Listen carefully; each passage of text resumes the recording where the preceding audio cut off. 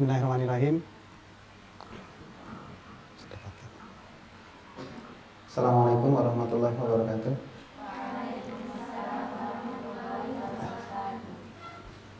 Innal hamdalillah nahmaduhu wa nasta'inuhu wa nastaghfiruh wa na'udzu billahi min shururi anfusina wa min sayyiati a'malina.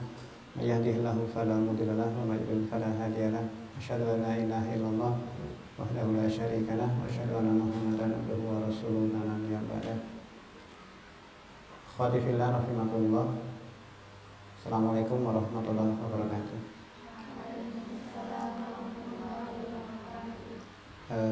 Alhamdulillah pada kesempatan sore hari ini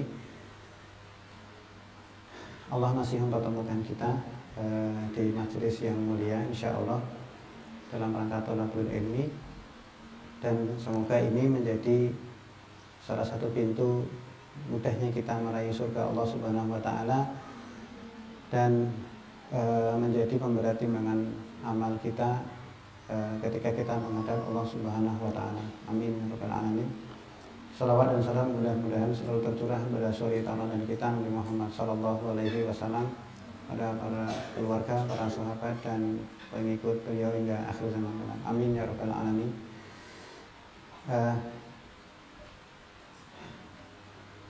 Bentar ya. Tadi ngebut ya. Habis asar itu dari Kota Gede ternyata sampai sini ya jam segini. Habis asar itu jam 4 kurang seperempat. Tapi ternyata trafiknya, lalu lintasnya padat, jadi qadarullah baru jam segini. Jadi besok berangkatnya jangan habis asar, 2:30 berarti ya. Nanti asar di jalan.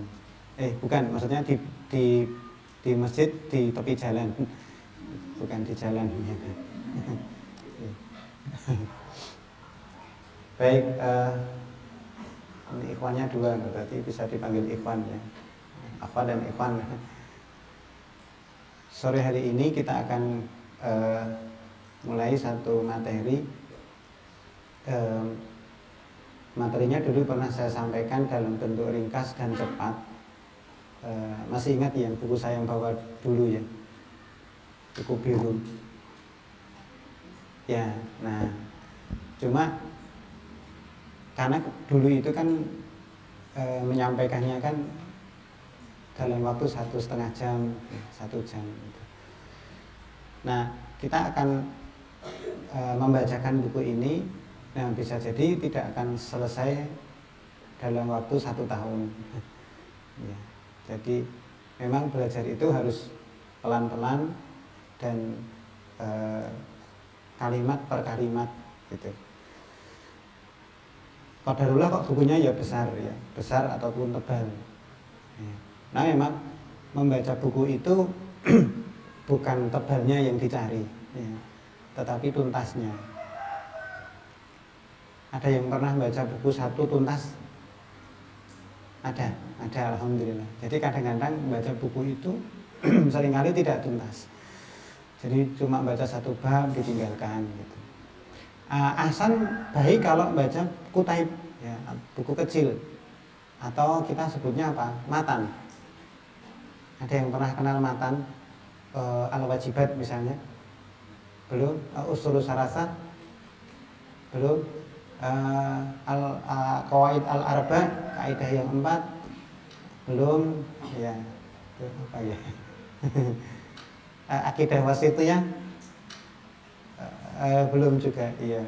Kalau kitab hadisnya Arba'in An-Nawawiyah atau Kitabul Jami atau Umdatul Ahkam, Kitabul Jami iya. Sampai hadis ke berapa hafalnya? Iya, itu 1 hadis 1 pekan bisa cepat menghafal Kitabul Jami itu. Kan hadisnya kan kecil-kecil ya, pendek-pendek gitu ya, enggak panjang. Nah, baik, buku ini ya, buku ini ada beberapa pasal atau bab ya, yang jelas dimulai dari pendahuluan, Kemudian pasal utama berisi tentang pengertian pendidikan dan urgensinya. Kita menyebutnya tarbiyah. Lalu pasal yang kedua atau bab yang kedua menjelaskan tentang ciri-ciri yang membuat para sahabat Nabi Shallallahu Alaihi Wasallam itu layak menjadi pemimpin umat atau pemimpin manusia. Itu penting. Kenapa? Karena kita kan perlu idola, kita perlu figur. Masih ingat ya, ketika saya membandingkan dulu Usamah bin Zaid memimpin pasukan menggempur Romawi dalam usia 17 tahun ya, sweet 17 ya. Iya. Tapi itu kenyataan ya, itu nyata. Sementara Dilan itu usianya 22 tahun memimpin geng bermotor. Itu pun tidak nyata, hanya kisah yang dibaca oleh anak remaja seusia kalian, akhwat. Jadi di luar itu, nggak tahu kalau antum di luar itu bacaannya atau filmnya kayak gitu itu. Iya. Jadi ya film Melau bin Lebay. Iya. Jadi mengajarkan kepada remaja itu untuk galau, untuk gabut, untuk mager dan seterusnya, macam-macam istilahnya. Yang itu sekarang ini menghantam dunia remaja kita. Ya, dunia remaja itu termasuk di sini. Ini remaja. Sebenarnya Islam itu tidak mengenal remaja ya. Afan sebentar. Ini. Nah, harus dipegang. Islam itu tidak mengenal kata remaja. Ya. Tapi taunya adalah tufula, anak-anak dan dewasa atau balik. Jadi tidak ada kamus remaja, teenagers dalam Islam itu tidak ada. Ya. Karena kalau ada nanti di situ ada ciri-cirinya. Menurut ilmu psikologi modern yang saya pelajari dan saya ajarkan di bangku kuliah, remaja itu adalah masa galau, masa mencari identitas. Usianya berapa? Usianya usia SMP. Maka ada orang yang mengatakan usia SMP-nya kepegang, maka dewasanya akan lebih mudah diarahkan. Iya. Usia SMP ya, usia 12 tahun, 13, 14. Kalau SMA itu ya mau dewasa tapi belum sampai. Nah, Islam itu mengenalnya dua, anak-anak dan balik atau dewasa. Kapan dewasanya? Nah, kalau akhwat ya sudah jelas haid. Ya, salah satunya. Jadi begitu sudah masuk masa balik, sudah dewasa berarti harus bisa mencukupi diri sendiri. Ya. Nah, itu nanti kita akan tahu kompetensi mereka atau ciri-ciri mereka itu seperti apa, para sahabat itu seperti apa, sehingga mereka layak kita jadikan idola, bukan artis drakor alias drama Korea. Apa namanya?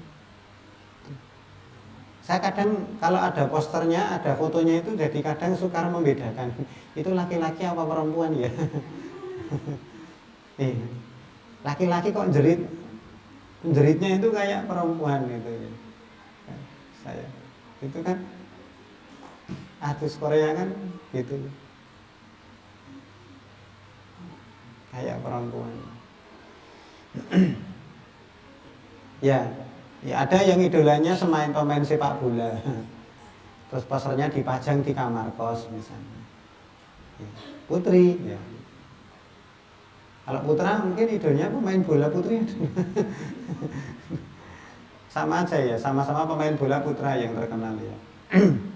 Entah itu Messi, entah itu CR7 atau Cristiano Ronaldo dan seterusnya, wallahu a'lam ya. Nah, yang ketiga, bagian ketiga, macam-macam pendidikan yang diperlukan untuk mendidik generasi dengan pola seperti generasi sahabat. Jadi Rasulullah itu mendidikkan apa saja kepada para sahabat sehingga mereka jadi manusia paling hebat di generasi. Ya. Khairun nas. manusia yang paling baik. Itu kayak apa? Yang dididikan Rasulullah itu seperti apa? Kan gurunya Rasulullah langsung. Jadi ketika Rasulullah didik sahabat, nah itulah yang kita kopas kepada kita. Kita copy and paste. Ya, jangan ditambah dan dikurang. Kalau wasilah boleh, karena Rasulullah kan tidak pakai mikrofon ya ketika mendidik para sahabat. Tidak pakai WhatsApp, tidak pakai HP dan seterusnya. Nah kita mestinya dengan berbagai fasilitas mestinya jauh lebih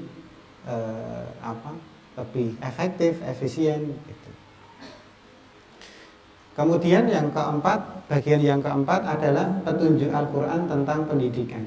Jadi Al-Quran itu mendidik kita seperti apa?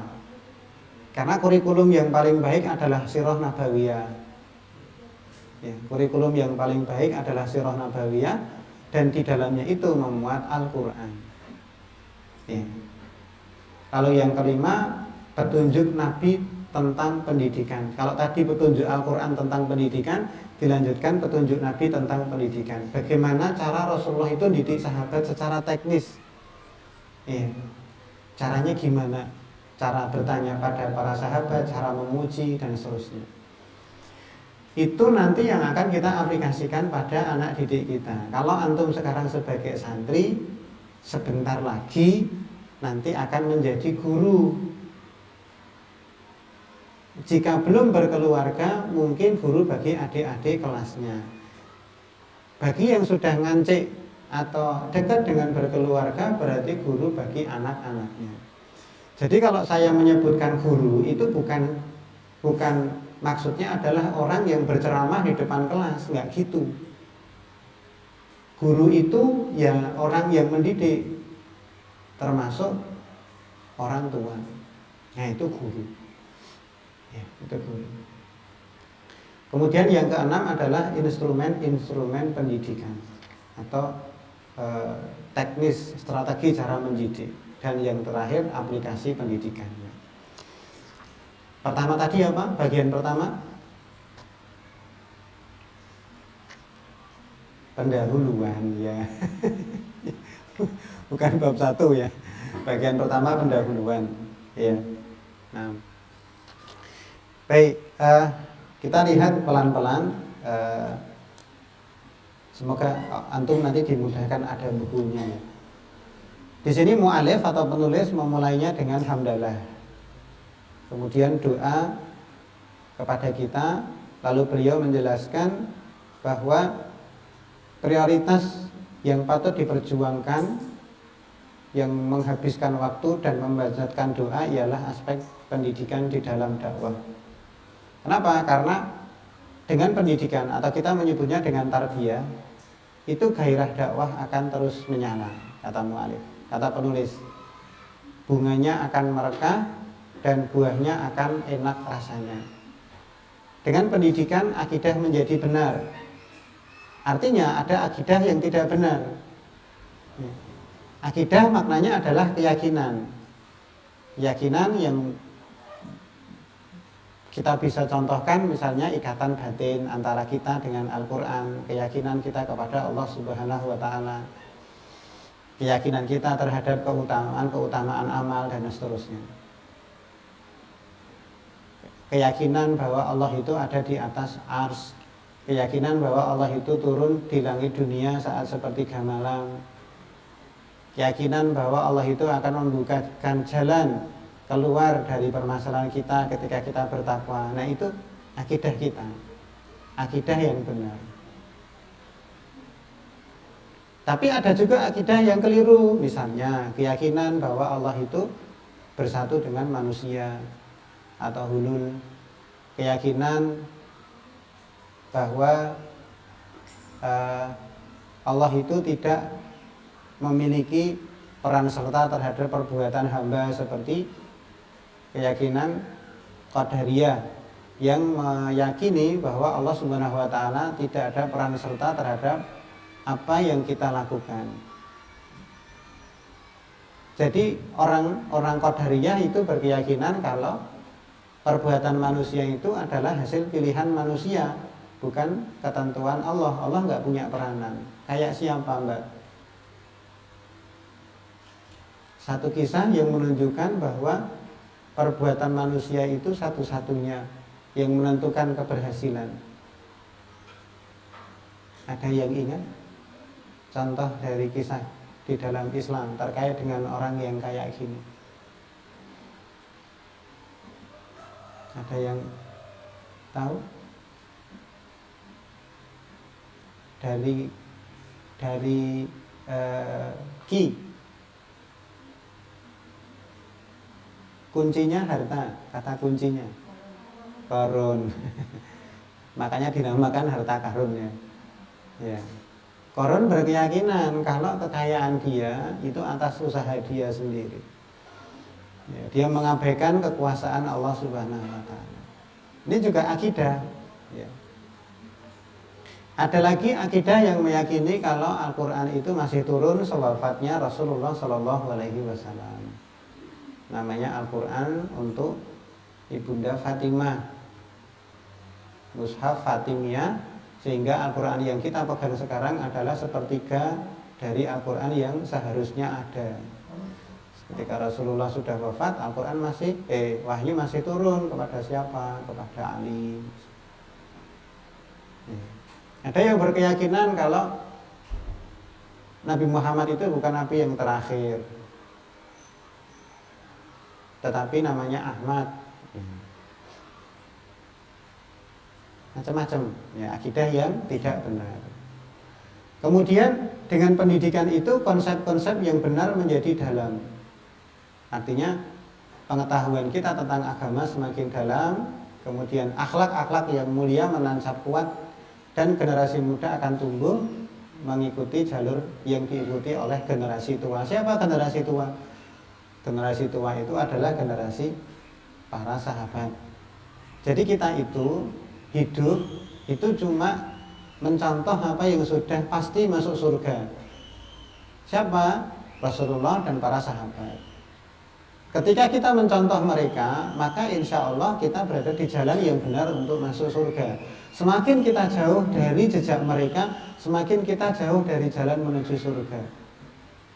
Orang yang tidak sampai tujuan disebut dengan tersesat. Maka ada yang namanya aliran sesat. Itu saja nih sebetulnya itu tidak ngeri ya namanya aliran sesat. Ya, kayak gitu. Itu kan sederhananya orang yang tersesat. Tersesat itu artinya kalian pernah tersesat toh? Menuju ke sesuatu tempat kemudian tersesat gitu. Itu kan nggak sampai. Nah, orang yang nggak sampai itu maksudnya adalah ketika dia menempuh bukan sebagaimana yang kita mohonkan dalam surat Al-Fatihah, ihdinas shiratal mustaqim itu. Dalam matematika jarak terpendek antara dua titik apa namanya? Jarak terpendek antara titik A dan titik B. Gini? Apa gini? Kok tanyanya gini semua? Gini? Apa gitu? Jarak yang terpendek. Gini? Atau gitu? Ini titik A, titik B kan? Titik A, teh, titik B. Nah ini ke sini, itu yang terpendek, itu seperti ini atau seperti itu. Nah, yang belok apa yang lurus? Nah makanya kan disebut ihdinas shiratal mustaqim. Tunjukilah saya jalan yang lurus, jalan yang terpendek sampai pada tujuan. Makanya jadi manusia itu yang lurus-lurus saja. Gak usah belok-belok ke sana sini. Bukan berarti antum tidak pernah berbelok, gini maksud saya. Justru kalau enggak, jadi lurus itu gini ya, bukan gini, tapi lurus itu gini terus jegleng. Ada lubang-lubang di jalan. Kadang-kadang lubang, kadang-kadang yang gundukan itu tuh duduk. Nah kayak gitu, pita kejut namanya ya. Jadi Kadang geronjal, ada yang tahu nggak tahu geronjal? Geronjal tahu nggak? Ya tahu geronjal. Bergelombang jalannya. Nah, ibarat orang menempuh jalan itu tidak selalu mulus. Mesti ada geronjalan itu. Kalau antum berlayar itu nggak selalu air laut itu tenang. Tapi kadang-kadang ada ombak, kadang-kadang anginnya besar dan seterusnya. Semakin besar kapalnya, angin yang menimpa semakin besar. Semakin besar antum, semakin besar usia, semakin besar peranan, semakin besar tanggung jawab, maka anginnya semakin besar. Goyangnya juga akan bisa semakin besar. Tapi kalau kokoh akan sampai tujuan. Kayak gitu. Nah, maka kita lurus saja, lurus. Tapi bukan berarti kemudian nggak ada geronjalan. Musibah itu mesti datang di setiap perjalanan hidup kita. Jangankan ketika sudah keluar dari pondok, di pondok aja ujiannya banyak kok. Ujiannya apa misalnya? Temannya satu kamar, ada yang satu kamar, ada yang lebih dari satu orang, ada ya. Ya, yang satu pengen lampunya agak terang, yang satu pengennya gelap, kan susah juga. Ya. Nah itu ujian. Ya, baik. Itu cara kita belajar, mendidik, dan berkehidupan. Jadi cuma nyontoh. Ya. Itulah yang kemudian menjadikan negara itu bisa diatur secara islami. Ya. Negara Islam dapat berdiri. Kan kadang-kadang orang memandang kalau negara Islam itu terus kemudian yang bukan Islam seperti apa, kan gitu ya. Ketakutannya kan kayak gitu. Justru di negara Islam, di sistem Islam, itu orang yang berkeyakinan berbeda dengan kita itu dijamin ibadahnya. Dan Rasulullah melarang kita untuk mengganggu mereka. Jadi justru di negara Islam itulah orang-orang yang berkeyakinan bukan Islam itu peribadahannya dijamin dan nyaman gitu. Nah, disitulah agama Allah dapat menjulang tinggi karena para sahabat yang mulia dididik langsung oleh pendidik pertama, yaitu Nabi Shallallahu Alaihi Wasallam. Karena umat manusia mendapat kehormatan dengan melihat sosoknya dan jagat raya menjadi terang benderang berkat doanya. Yaitu kembali ke Rasulullah. Ya. Siapa yang mendapat kehormatan? Para sahabat karena bertemu dengan Rasulullah. Dan kita insya Allah lebih mulia dari sisi kita tidak pernah bertemu dengan Rasulullah, tetapi kita meyakini Rasulullah. Nah saat itu, saat Rasulullah Shallallahu Alaihi Wasallam, saya kira mau ngasih snacknya. Saya GR. Nah saat itu Rasulullah Shallallahu Alaihi Wasallam mendidik para sahabat di rumah Al-Arqam bin Abil Arqam melalui bangun malam, puasa, dan membaca Al-Quran.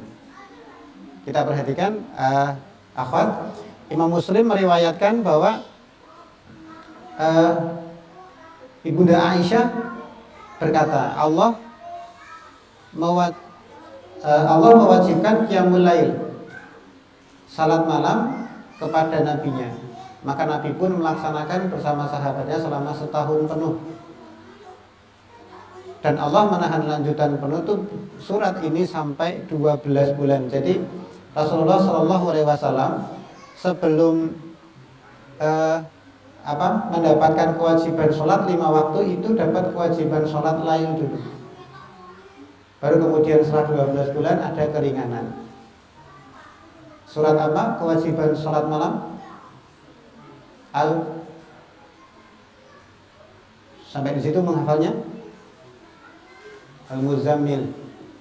Ya ayyuhal muzammil, hai orang yang berselimut, qumil laila illa qalila, bangunlah di malam hari kecuali sedikit, nisfahu awinqus minhu qalila, yaitu seperduanya nisfahu, setengahnya, atau kurangilah sedikit dari 1/2 itu. Kurangi setengahnya kan, atau kurangi sedikit. Di sini ya, jam 11. Atau tambahilah sedikit, auzid alaihi, atau tambahilah sedikit. Nah itu, warattilil qur'ana tartila, dan bacalah Al-Quran itu dengan perlahan-lahan. Nah, setelah ayat ini Rasulullah wajib sholat malam untuk mendidik hatinya Rasulullah, untuk bertarbiyah.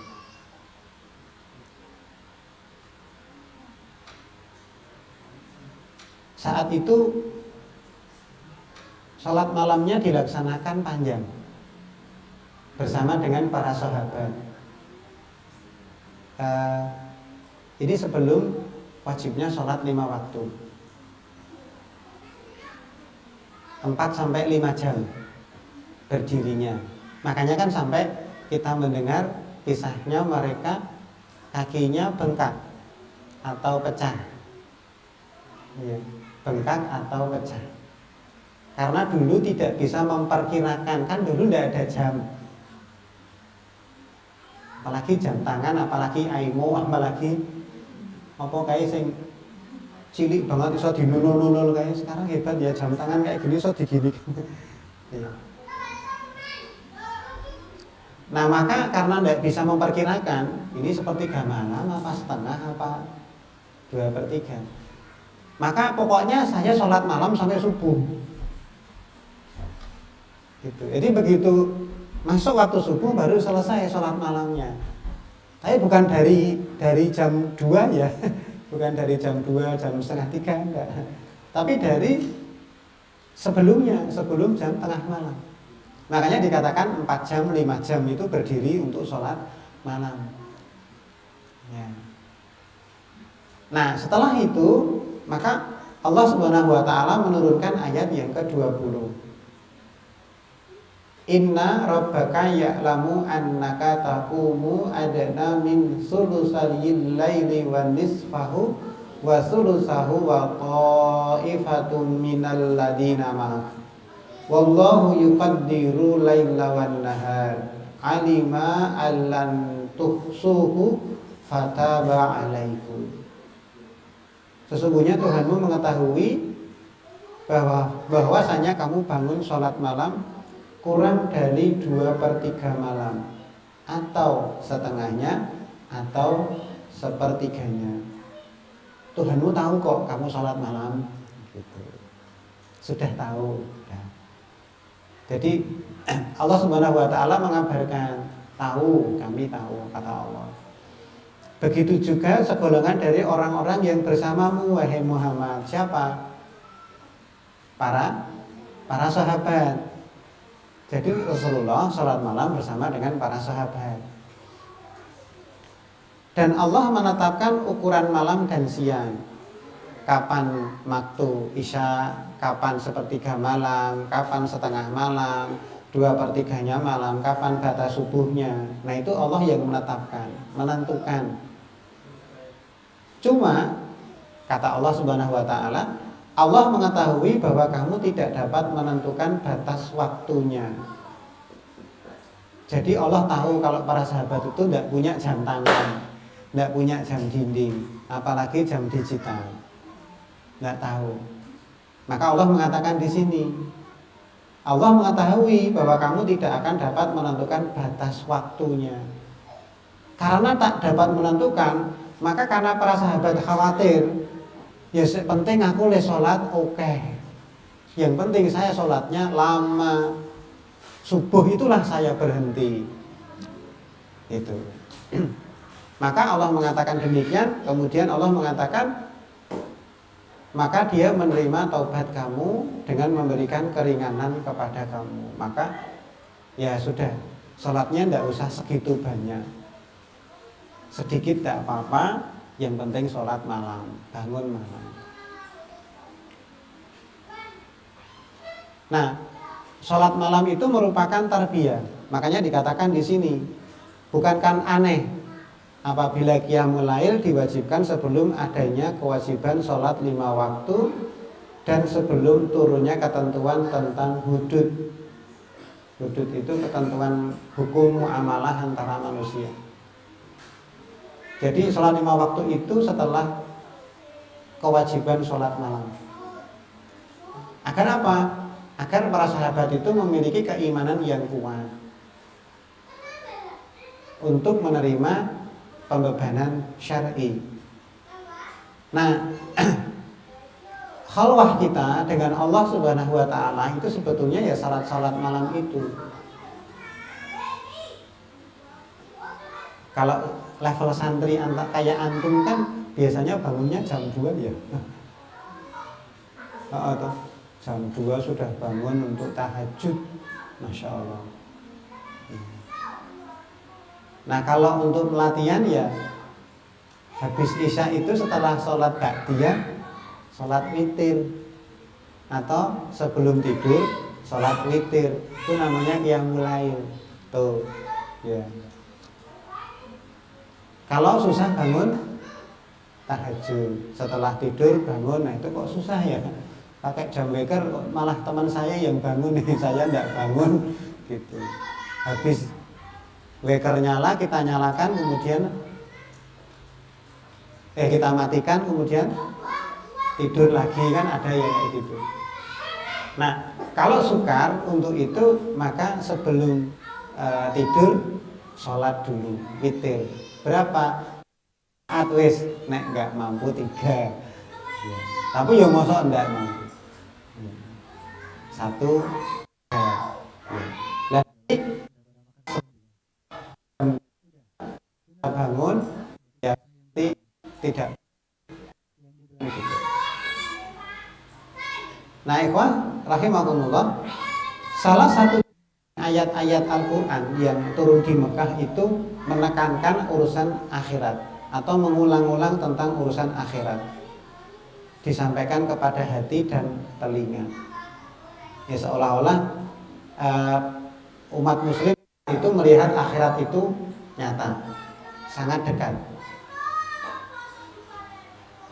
Salah satunya adalah ada di surat Al-Muddatsir ayat 31.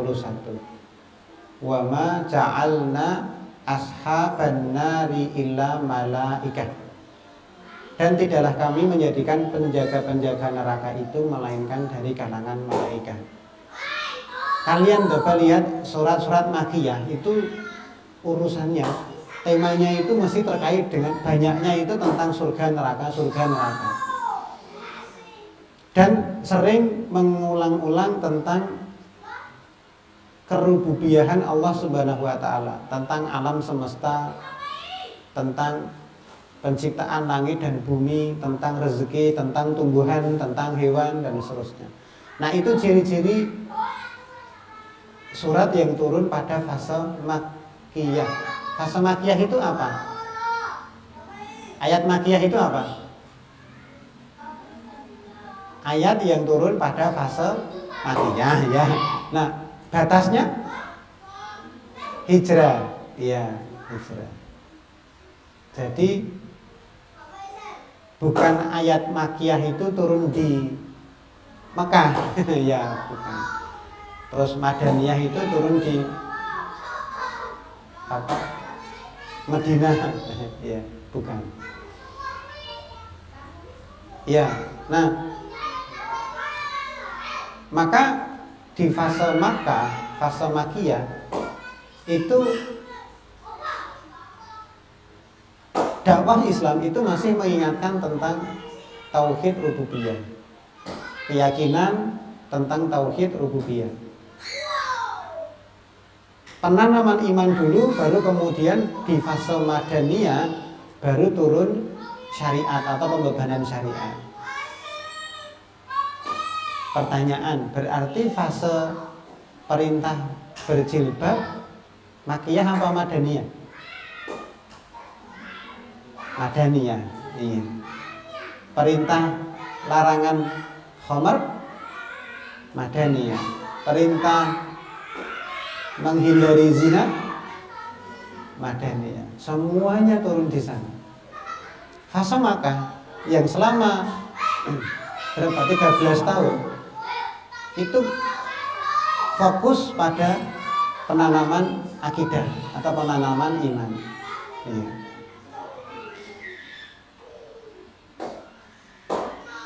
Andai kata sejak awal turun larangan berzina, niscaya mereka akan menjawab, kami tidak akan meninggalkan zina. Andai kata sejak awal turun larangan minum khamar, maka mereka akan mengatakan, kami tidak akan berhenti minum khamar. Ya. Itu kalau kita mendidik tetapi tidak menanamkan iman dulu. Kita mendidik tahu-tahu melarang ini dan itu bukan metode Rasulullah Shallallahu Alaihi Wasallam. Jadi antum jadi guru ketemu orang baru, tahu-tahu tiba kita nggak boleh ini dan itu, kalian harus ini dan itu tidak betul.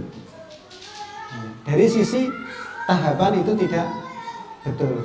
Ya. Manhaj nubuwah itu menanamkan iman dulu, baru kemudian mengajarkan Quran. Iya. Nah,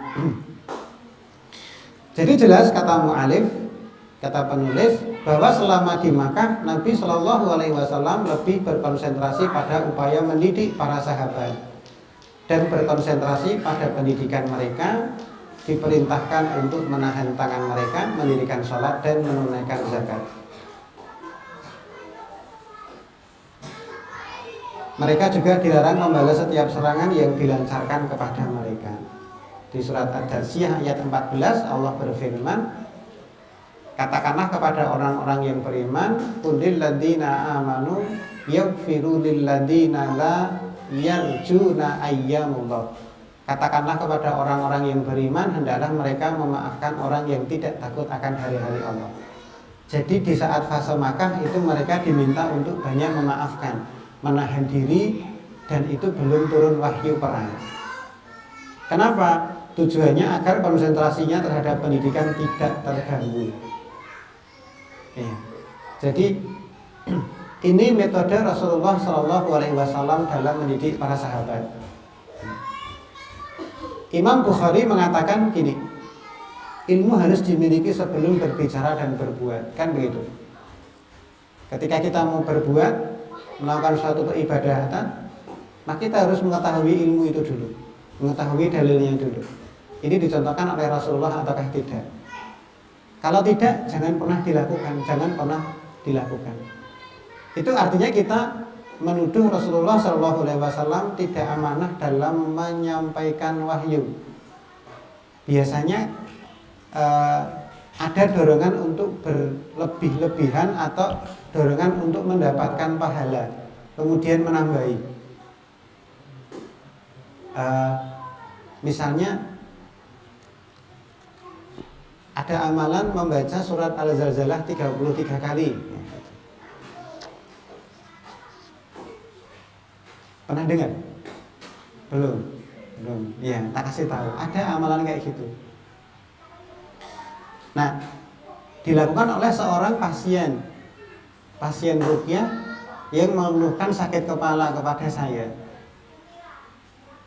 Terus saya tanya, dia punya amalannya itu membaca surat Al-Zalzalah 33 kali. Kalau kita kan subhanallah 33, alhamdulillah, Allahu Akbar. Nah itu tidak. Itu Al-Zalzalahnya yang dibaca sebanyak 33 kali. Nah kemudian saya sarankan kepada pasien itu untuk meninggalkan amalan itu. Udah kamu tinggalkan aja, diganti dengan zikir pagi dan petang. Nah terus akhirnya sakit kepalanya sembuh. Aneh ya? Ya memang begitu. Nah, kalau Imam Bukhari mengatakan ilmu harus dimiliki sebelum berbicara dan berbuat, tapi para sahabat mengatakan iman harus dimiliki sebelum ilmu. Jadi ada keimanan yang menancap pada diri para sahabat, baru kemudian mapan untuk menerima ilmu-ilmu atau pembebanan syar'i di fase Madinah. Nah,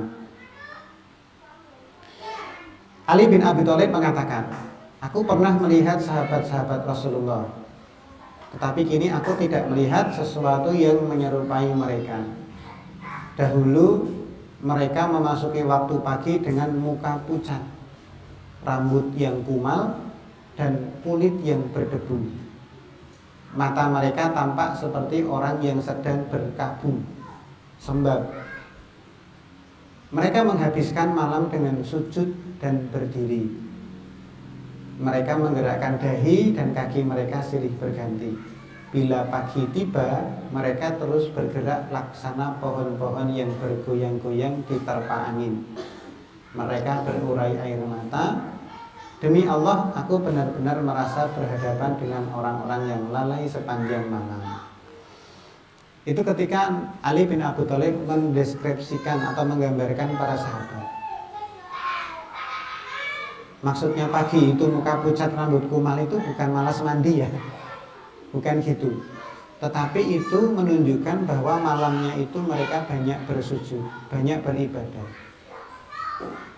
Ada yang mengatakan malam itu pendek, maka jangan diperpendek dengan banyak tidur. Malam itu sudah pendek. Coba antum kalau tidur, itu kan set gitu. Tahu-tahu bangun kan? Tidak terasa. Nah itu jangan diperpendek dengan banyak tidur.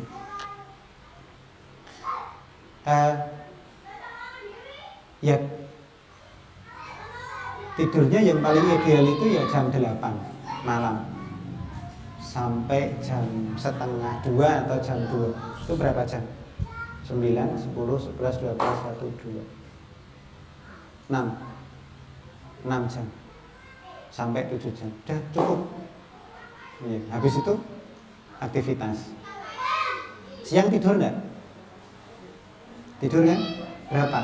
1 jam. 1/4 jam. Nah, itulah tidur yang paling berkualitas. 10 menit sampai 15 menit untuk tidur siang. Jam berapa? Sebelum duhur. Kalau sekarang 11.15 antum tidur nanti sampai jam setengah 12. Itu namanya qailunah, itu tidur siang itu sudah seger. Habis itu jangan dilanjutkan.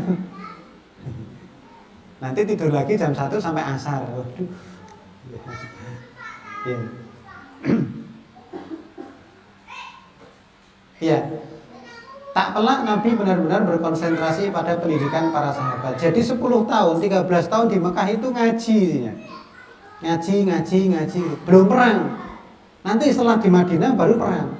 Dan perangnya kan banyak. Tapi di Makkah selama 13 tahun itu Rasulullah tidak ada perang-perangan itu. Ngaji, sabar, sholat, kayak gitu. Ya. Beliau mengisi jiwa mereka dengan Al-Quran dan mengangkat rohani mereka dengan sholat malam dan puasa. Maka tarbiyah yang luar biasa bagi santri itu yaitu sholat malam, tahajud, dan puasa. Sehingga mereka menjelma menjadi matahari yang terang dan rembulan-rembulan yang memberi petunjuk. Melalui merekalah Allah membuka banyak negeri dan mengetuk banyak hati sehingga terbentuklah daulah Islamiyah di Madinah Al-Munawwarah. Daulah Islamiyah di Makkah apa di Madinah? Di Madinah kan? Setelah hijrah kan? Iya. Nah, hijrahnya itu mereka dibekali dengan pengetahuan dan keimanan yang kuat. Maka yang hijrah itulah yang mereka keimanannya kuat, meninggalkan anak, istri, saudara, rumah, tempat tinggal. Kayak kalian hijrah. Tinggalkan siapa? Bapak, ibu. Kangen orang? Kangen. Iya. Tinggalkan kampung halaman, ke sini hijrah. Makanya kalau tidak ada hati yang kuat untuk pindah ke sini, ya tidak mungkin ke sini. Mesti ada sesuatu yang dicari di situ. Ya. Dikatakan mereka menjadi matahari yang terang, menjadi rembulan yang memberi petunjuk, dan melalui merekalah Allah membuka banyak negeri. Maka imperiumnya Rasulullah, kerajaannya Rasulullah itu hampir mencapai 1/3 bumi. Nah, kalau Indonesia kan tahu ya segitu ya. Nah, imperiumnya Rasulullah SAW, daerah kekuasaan Islam saat itu diteruskan Abu Bakar, Umar, Ali, Utsman dan seterusnya. Kerajaan-kerajaan Islam dalam jayanya itu puncaknya itu sampai 1/3 bumi. Ya. Besar kekuasaannya. Kenapa? Dari tarbiyah Islam tadi. Peradaban Islam itu tidak diidentikan, atau peradaban yang kuat itu tidak diidentikan dengan apa-apa yang modern. Mungkin ya orang akan berpendapat kalau berpikiran kalau peradaban yang besar itu apa-apa serba canggih. Pintu dibuka tanpa menyentuh.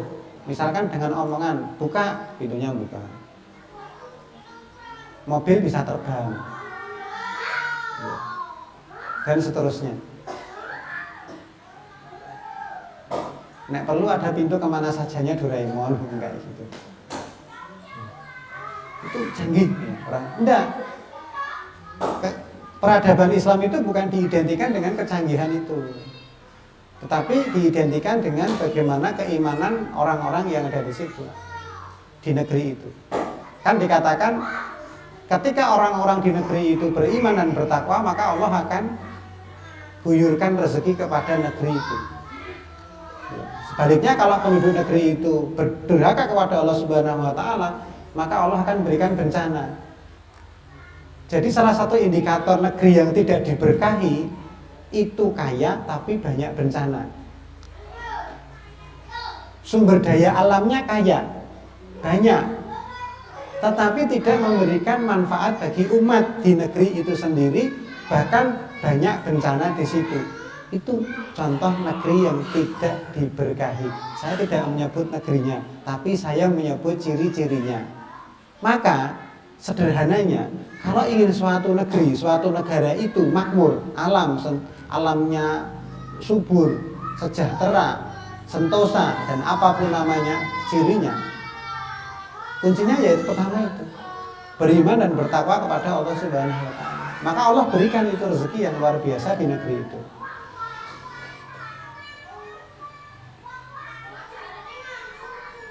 Dan Rasulullah SAW membentuk suatu daulah Islamiyah, suatu negara yang unggul itu 13 tahun setelah babak kenabian yang penuh berkah. Nah, ketika Nabi SAW meninggalkan dunia ini, Islam telah menguasai seluruh jazirah Arab.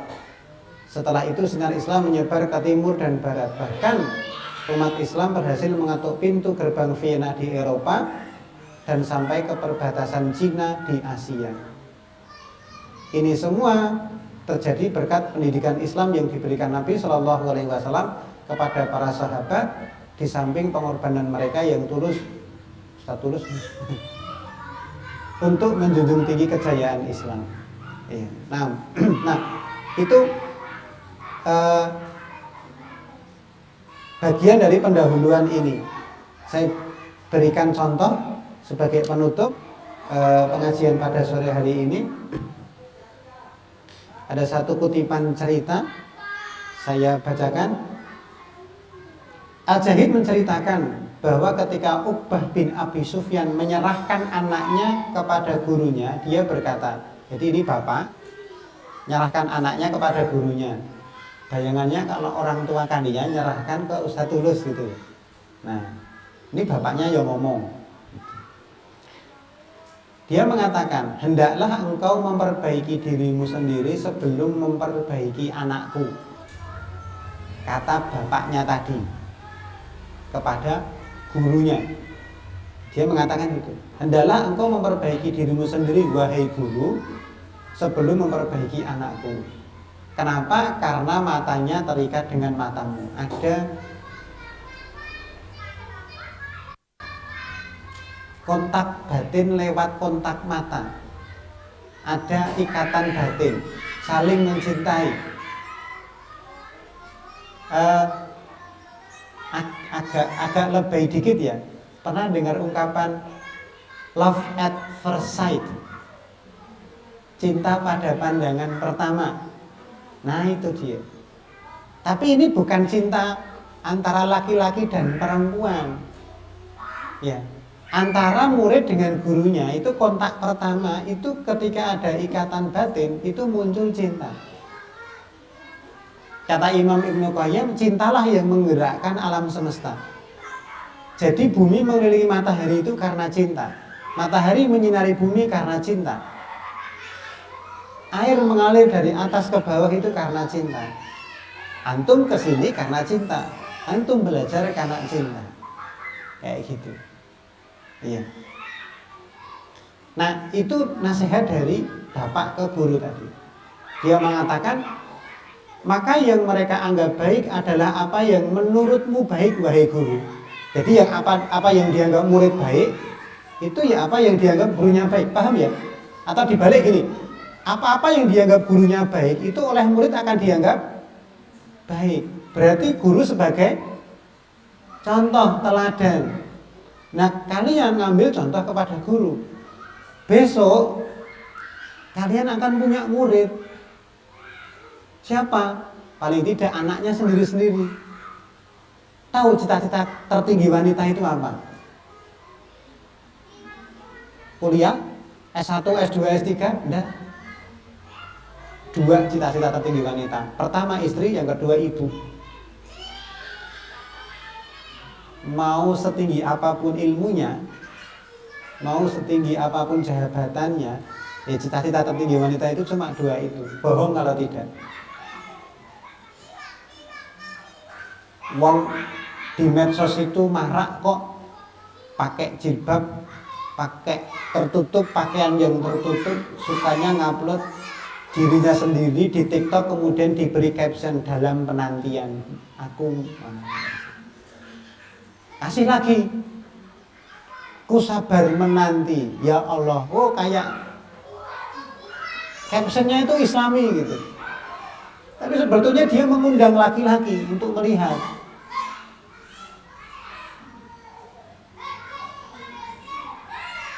Loh, yang namanya jilbab itu kan menutupi perhiasan toh.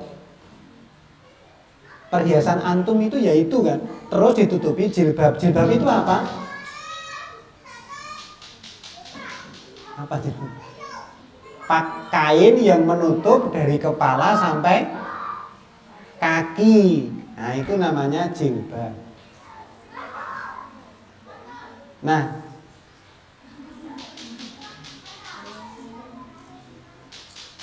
kalau jilbab atau pakaian wanita itu menutupi perhiasan, ya jangan sampai jilbabnya itu menjadi perhiasan itu sendiri, paham? Nanti jilbabnya dikasih mawar sininya, kasih apa lagi gitu. Sehingga apa? Laki-laki yang menarik untuk melihat. Afan misalnya,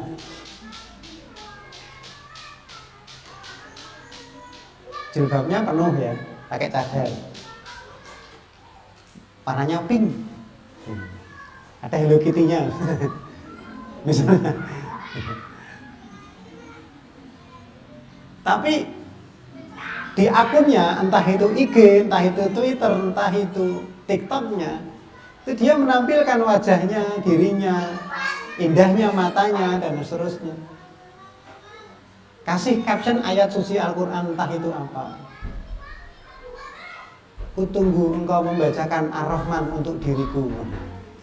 Misalnya, maksudnya maharnya surat Ar-Rahman. La haula wala quwata illa billah. Fitnah. Jadi wanita itu kalau keluar itu diiringi setan. Maksudnya tahu nggak? Diiringi setan agar orang itu tertarik untuk melihat.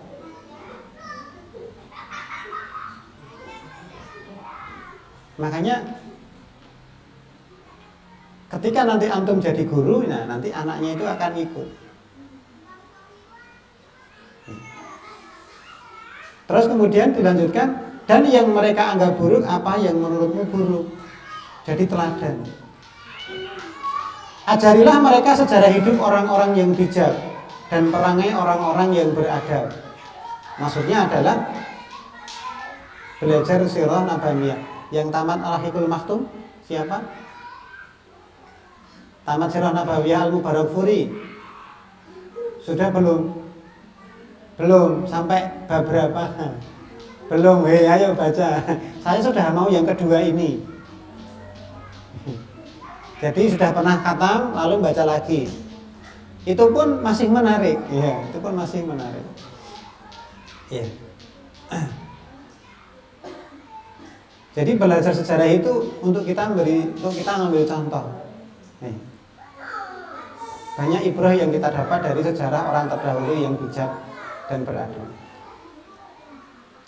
Perlakukanlah mereka seperti dokter yang tidak tergesa-gesa memberikan obat sebelum mengetahui penyakitnya. Maksudnya gimana? Jadi guru itu jangan tergesa-gesa menghukumi anak sampai mendiagnosa terlebih dahulu. Mendiagnosa itu tahu penyakitnya anak muridnya. Penyakit anak murid kan kalau bagi guru kan bukan penyakit fisik, tapi penyakit yang sifatnya perangai, akhlak, adab, dan sifatnya batin. Misalnya gini, ada guru kok ketemu muridnya kok malas menghafal Al-Quran. Itu pertama dia istighfar dulu. Ada apa terjadi dengan saya? Kenapa kok muridnya begitu? Itu adab bagi seorang guru. Gini Mbak, saya itu sudah mungkin berapa tahun ya? Ada 10 tahun nggak ke dokter, lebih mungkin. Saya memilih pengobatan holistik seperti yang dilakukan Ustadz Tulus. Nah, terapi saya itu ketika pasiennya tidak sembuh, itu dia istighfar dulu. Saya dosa apa ya? Saya melakukan apa ya? Ya kayak gitu. Jadi kalau ada guru, kalau antum jadi guru kok muridnya dalam tanda kutip nakal atau tidak taat atau teriak kepada gurunya, pertama istighfar dulu. Kenapa ya saya? Saya dosa apa? Kenapa Allah memberikan musibah ini? Sama kalau besok jadi orang tua juga gitu. Ketika anaknya kok angel dikandani, sukar dinasehati, itu istighfar dulu.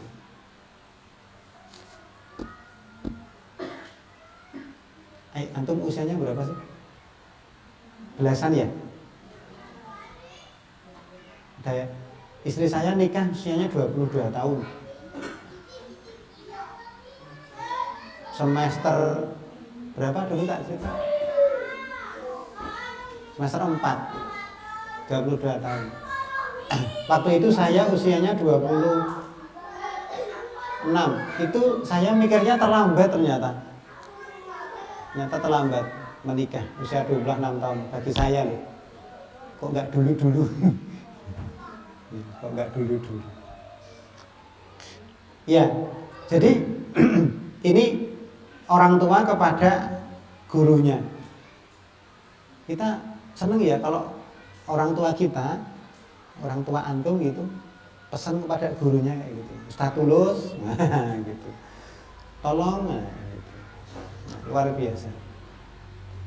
Taib, itu yang bisa saya sampaikan untuk kesempatan sore hari ini.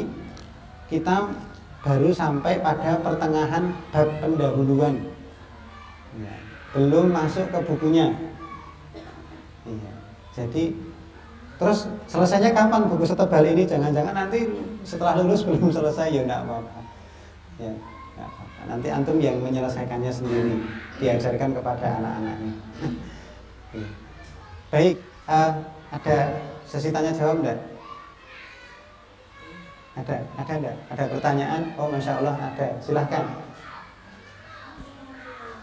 Waalaikumsalam warahmatullahi wabarakatuh.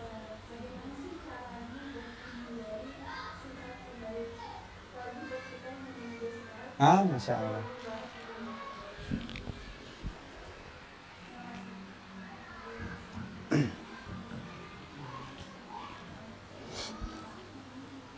Bismillahirrahmanirrahim. Wassalatu wassalamu ala Rasulillah wa ala alihi wa sahbihi wa man wala. Amma ba'd.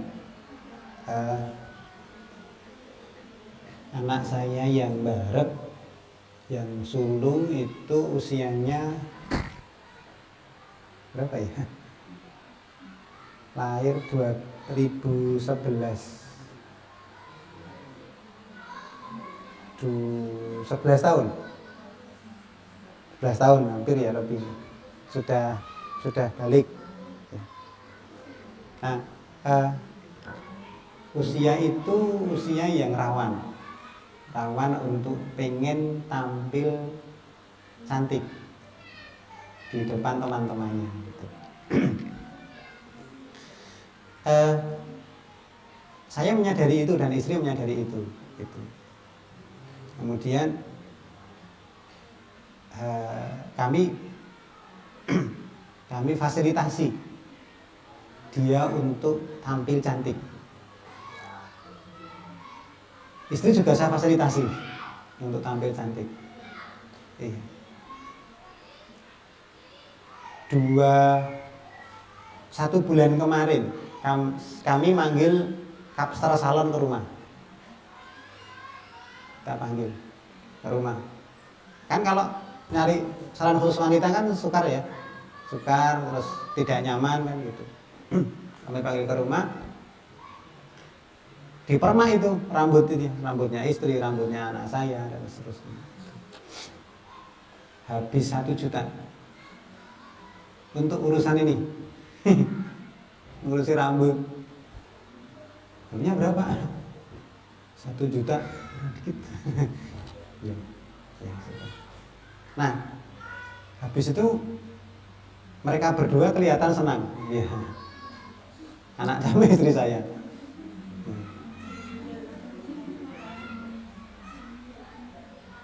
Saya juga gak nyangka sampai segitu gitu. Di smoothing, di rebonding, entah apalah namanya itu.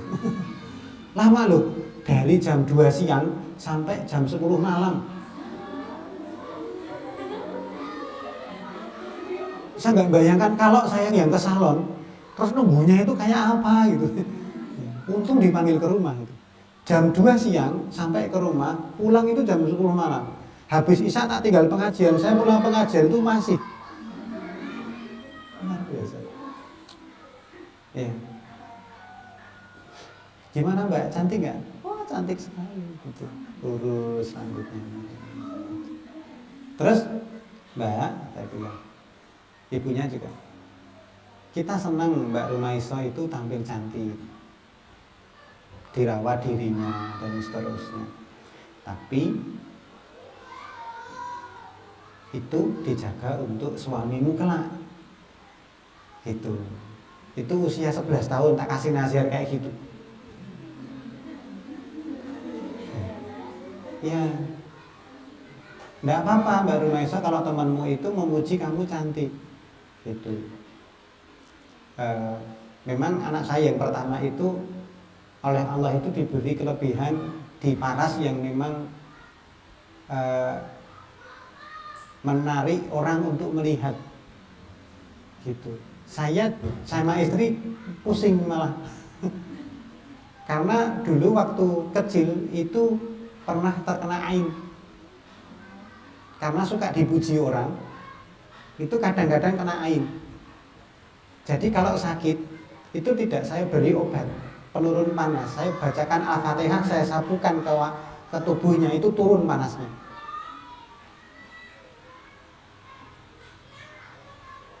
Nah, untuk anak yang kayak gitu, menutup wajah itu bisa jadi wajib karena kecantikannya. Ya, karena kecantikannya. Nah, gitu. Besok dijaga nak gitu. Terus tak ceritani gini Mbak Rumaiso tahu pedagang nggak? Tahu. Ini misalkan dagang buah ya, buah. Ini ada 2 pedagang atau apalah namanya, jam tangan atau apa gitu. Nah, pedagang yang satu ini jualnya murah dagangannya, disajikan di depan, kemudian diambil, dilihat, orang nggak jadi beli, diletakkan. Terus yang satunya itu barang dagangnya ada yang ditaruh di dalam kaca, orang tidak boleh menyentuh, tidak boleh melihat juga. Kalau mau menyentuh, memiliki harus membayar biaya yang sangat mahal. Mbak Rumaiso, barang yang menurut kamu yang lebih berharga yang mana? Terus dia mengatakan itu yang disimpan, tidak banyak orang melihat, tidak banyak orang nyentuh. Dan ketika menyentuh, dia harus membayar biaya yang sangat mahal. Yang sini tadi, orang banyak melihat, menyentuh, kayak apa, oh nggak jadi. Ini murah. Nah, wanita itu kayak gitu. Paham maksudnya? Wanita yang sering menampilkan diri, sering suka terlihat orang, bahkan suka disentuh, diboncengkan temannya, dan seterusnya, itu jauh lebih murah daripada wanita yang ini, yang tidak banyak terlihat, yang orang tidak menyentuh, melainkan dia membayar sejumlah uang untuk mahar tadi. Kan gitu. Jadi wanita itu memang Allah perintahkan waqarna fi buyutikum, dan tetaplah kamu di dalam rumahmu. Tahun 2008 saya menikah. Sejak tahun 2008 istri saya tidak pernah sekalipun menginjakkan kakinya di pasar, satu kali pun sampai sekarang. Ketika ditanya saya jawab, saya tidak rela istri saya ikhtilat dengan laki-laki lain dan dilihat oleh laki-laki lain. Maka yang belanja ke pasar saya. Kalau antum suruh saya gambar peta pasar kota gede itu saya bisa. Itu gerbang, itu isinya orang jual telur asin. Depannya orang jual celana stroberi, masuk belok kiri jual telur kampung. Di sini depan saya langsung jajan pasar. Kesini sedikit satu toko warung itu jual jui atau teri. Paling pojok alpukat. Paling sana pojok depan kiri itu perangkat rumah tangga. Di tengah ada sapi dan ayam. Sebelum sapi ada orang jual gedung namanya. Di luar apalagi ya? Memang kayak saya kalau ke pasar mesti di ini suka diisengi penjual pasar itu. Mas mampir nu mas, lama nggak mampir gitu. Karena hafal. Iya, hafal saya. Ibu-ibu penjual pasar. Iya. Nah, itu bagaimana wanita melindungi wanita. Fitrah mbak, antum pengen terlihat cantik, pengen orang dia memuji, itu fitrah. Tapi biarkan jaga itu nanti setelah suami antum datang, setelah mengucap akad dengan wali, nah baru itu halal. Saya menyentuh tangan istri saya pertama kali setelah akad, rasanya dredeg, gemeter saya. Lah kan habis akad, silakan jabat tangan, yo kayak gitu itu. Ya, itu akan berbeda mbak.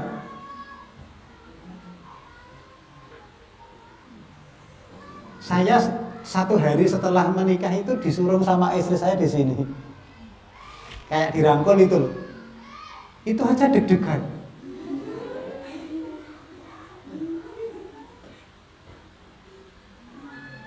Baru setelah sampai di Jogja, karena menikahnya di Purbalingga, saya boncengkan istri saya. Rasanya, ya Allah, pakai Astrea Supra. Karena dia kuliah, saya kuliah. Dia kuliah, saya antar kuliah dulu, baru saya pindah kampus, pindah ruang untuk kuliah lah, kuliah sendiri. Ya nyatanya lancar, dan saya tidak membaca biodata istri saya. Baca biodatanya ya setelah menikah.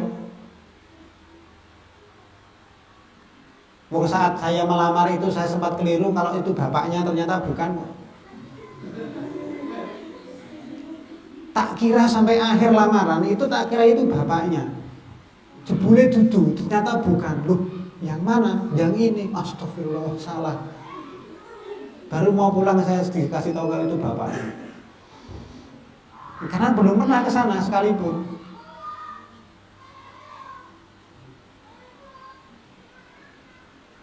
Sabtu istri saya ditodong. Ini ada laki-laki solih siap nikah. Kamu tidak punya alasan untuk menolak karena nggak ada alasan memang. Alasannya apa nolak?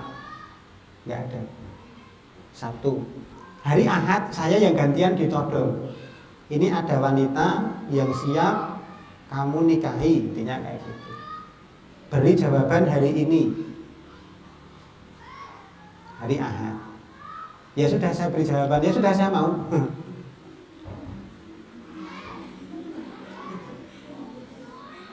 Hari Senin saya ketemu dengan calon istri saya. Sudah mau. Ya sudah, kapan lamar? 3 minggu lagi. Dan 3 minggu lagi saya lamar. Kapan nikah? Seminggu lagi. Pas 1 bulan selesai.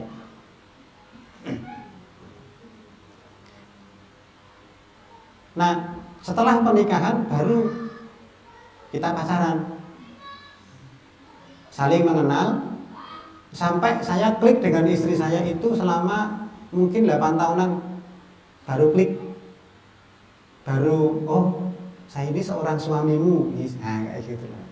Nah itu 5 sampai 10 tahun, 5 sampai 8 tahun lah, baru ini. Nah, cinta itu kayak gitu yang benar. Dan wanita yang benar itu ya seperti itu. Harganya mahal.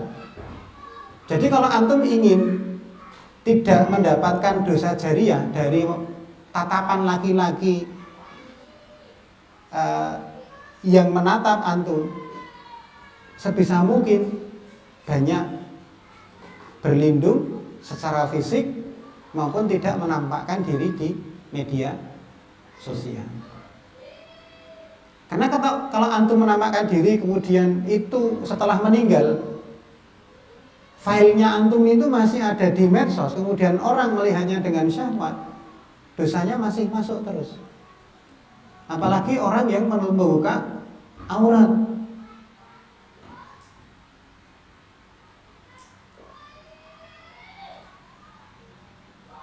Kan banyak toh bintang film yang bertaubat kemudian berhijab, bercadar dengan bagus, banyak. Nah, bintang film saja bisa kayak gitu, masa kita nggak bisa lebih baik? Kan kayak gitu. Nah maka kan jadi wanita itu makarnya hanya sekali, Mbak. Maka hati-hati. Terlebih pada buaya-buaya yang diinfok.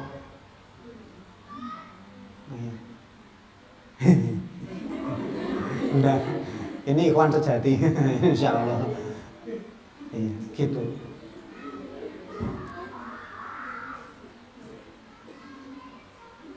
Jangan buka pintu sekecil apapun terhadap orang yang bukan mahram antum. Iya, jangan buka sekecil apapun. Karena antum berharga.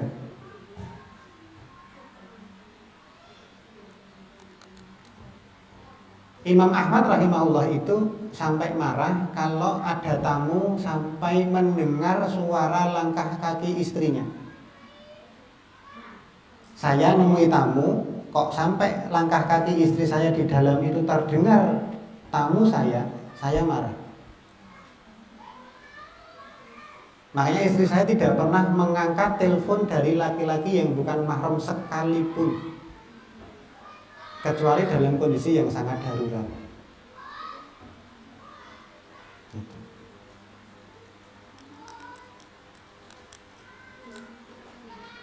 Nah, bukalah kepada suami.